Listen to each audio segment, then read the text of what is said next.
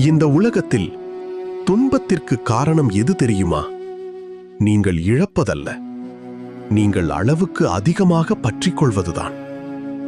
மனிதன் இந்த உலகிற்கு வரும்போது எதையும் கொண்டு வருவதில்லை, செல்லும் போதும் எதையும் எடுத்துச் செல்வதில்லை. ஆனால் வாழும் இந்த இடைப்பட்ட காலத்தில் இது என்னுடையது, இது எனக்கே சொந்தம் என்று எண்ணத் தொடங்குகிறான். அந்த எண்ணம்தான் பற்றாக மாறுகிறது. பற்றிலிருந்து எதிர்பார்ப்பு பிறக்கிறது. எதிர்பார்ப்பிலிருந்து பயம் உருவாகிறது. பயத்திலிருந்து துன்பம் பிறக்கிறது. நீங்கள் உலகத்தை விட்டு ஓட வேண்டியதில்லை. உலகத்தின் மீது உள்ள அளவுக்கு மீறிய பற்றை மட்டும் விடுங்கள். ஒரு தாமரை மலரை பாருங்கள். அது தண்ணீரில்தான் மலர்கிறது. ஆனால் தண்ணீர் அதன் இதழ்களில் ஒட்டிக்கொள்வதில்லை. அதுபோல நீங்களும் இந்த உலகத்தில் வாழுங்கள். உங்கள் குடும்பத்தை நேசியுங்கள். உங்கள் கடமைகளை செய்யுங்கள்.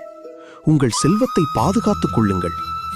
ஆனால் அவை இல்லாமல் போனால் உங்கள் மன அமைதியும் இல்லாமல் போகும் அளவுக்கு அவற்றின் மீது பற்று கொள்ளாதீர்கள். ஏனெனில் மாறாதது என்று நீங்கள் நினைப்பது ஒரு நாள் மாறிவிடும். நிலையானது என்று நீங்கள் நம்புவது ஒரு நாள் நிலையற்றதாகிவிடும். இந்த உலகத்தில் மாற்றம் மட்டும்தான் மாறாத உண்மை. அதை உணர்ந்த மனிதன் இழப்பைக் கண்டு உடைந்து போக மாட்டான். கிடைத்ததைக் கண்டு அகங்காரம் கொள்ள மாட்டான். ஏனெனில் அவன் அறிந்திருப்பான், என்னிடம் இருப்பதெல்லாம் சில காலம் இறைவன் கொடுத்த பரிசு மட்டுமே. பற்றற்ற வாழ்க்கை என்பது அன்பில்லாத வாழ்க்கை அல்ல.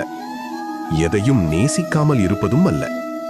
எதையும் இழந்தாலும் உங்கள் உள்ளத்தின் அமைதியை இழக்காத வாழ்க்கைதான் பற்றற்ற வாழ்க்கை. உங்களிடம் இருப்பதை அனுபவியுங்கள். அதற்காக நன்றியுடன் இருங்கள்.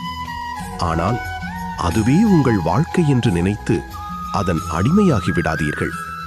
ஒன்றை மட்டும் புரிந்து கொள்ளுங்கள், பற்றை விட்டவன்தான் உண்மையான சுதந்திரத்தை அடைகிறான். பற்றற்ற மனமே அமைதியான மனம்.